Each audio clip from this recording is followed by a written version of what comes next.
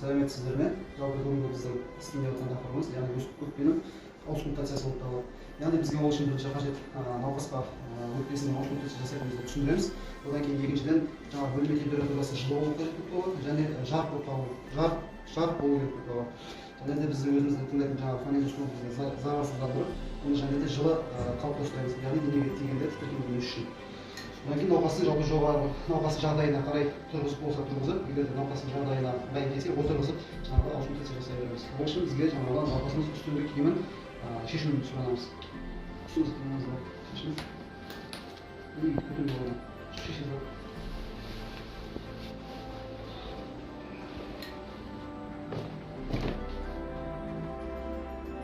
Және де науқасқа біз тыңдау барысында жаңағы ауызбен деп алуын сұранамыз.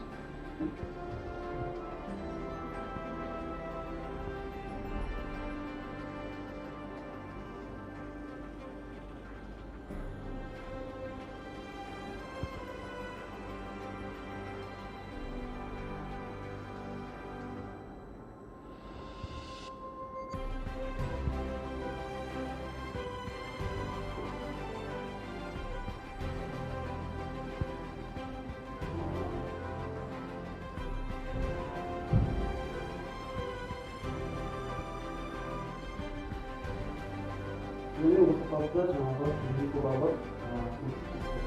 Karena aku masak terus, tahu malam aku malam.